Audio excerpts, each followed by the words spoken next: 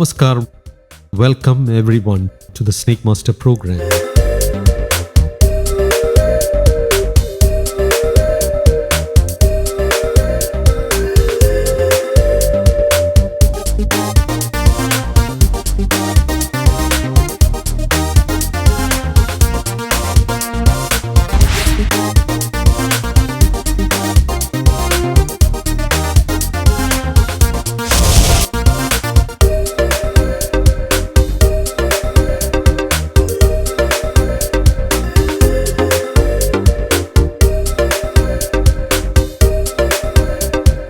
Anyway, it is not an old snake. It is a female cobra, around 4 years old and under 5 feet in length.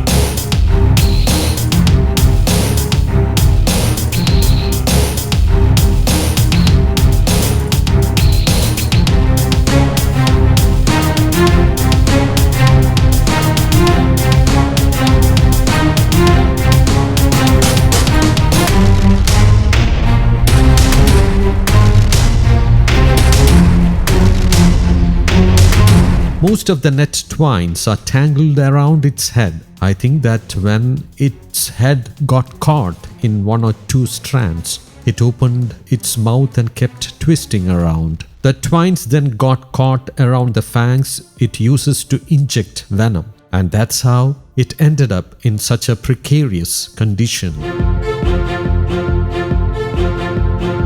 Although it has an injury, there is nothing serious. If you look closely at the neck area, you can see it is quite bruised and dented. One side of the mouth is also drooping, but I don't think there is any danger to the eyes. I think this accident didn't happen today, but a few days ago. These injuries seem to be 1 or 2 days old, definitely more than 24 hours. Anyway, as I mentioned, it is a female. Her mouth is closed.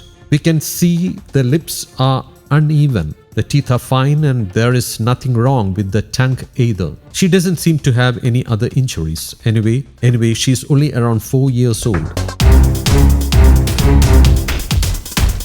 We shouldn't waste time, and our viewers wouldn't like it if we cause any discomfort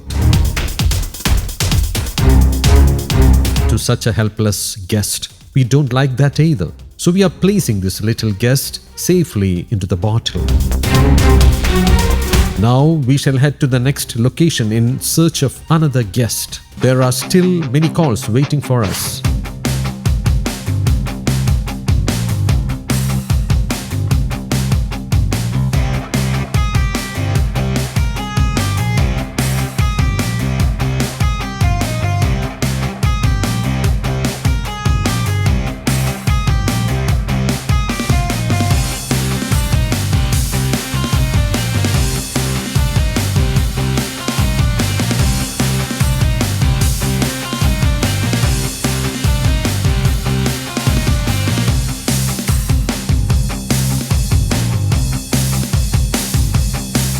Anyway, we have reached the house, which is our second rescue location of the day. The house owner said that on the pile of rocks outside, he had placed some coconut leaves and a few baseboards. He said that he saw a snake sitting on the baseboard in the morning. Since they couldn't find it later, they gathered the baseboard and the waste and burned them down.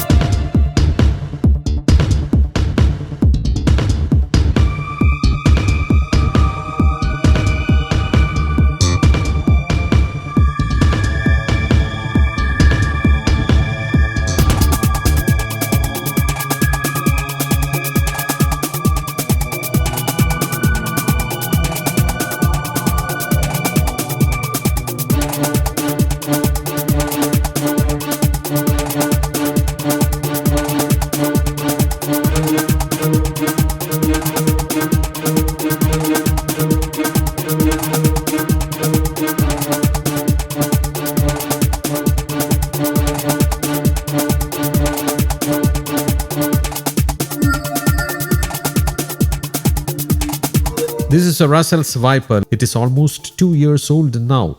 It is a female. Anyway, we are now placing this little guest into the bottle. The journey that the Snakemaster team began this morning has now reached Alappuzha district.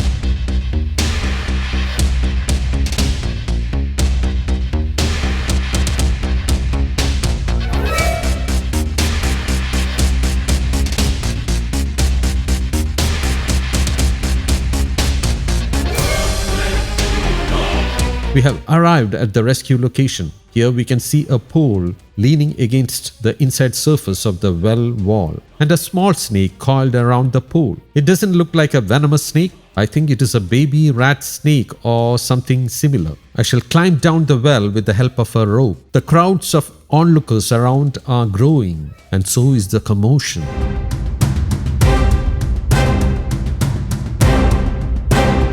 So I shall get down into the well quickly, take it out and leave the place as soon as possible.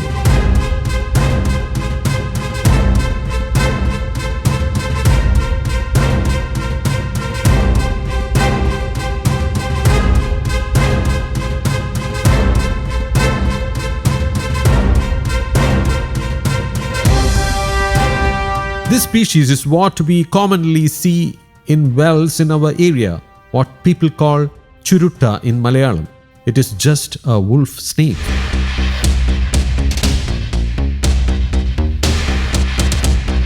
Anyway, when they called me, I told them that if they dangled a rope down inside, it would climb up the rope on its own. But they insisted it was something else, a snake guest with black and white stripes. Now they are saying there are 2 snakes inside, but there is absolutely no chance of there being 2.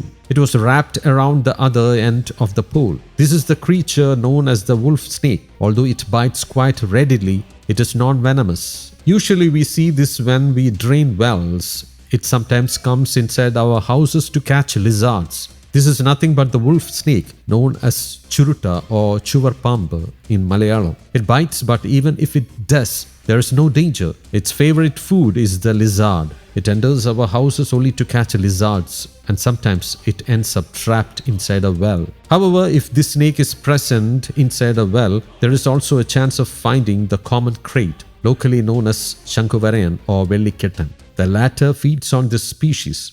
It has only small stripes on its body. The stripes are not clearly visible because it is about to shed its skin. Its shed skin will be whitish in color. If you see a long white shed skin inside a well, you can presume that it is that of a wolf snake.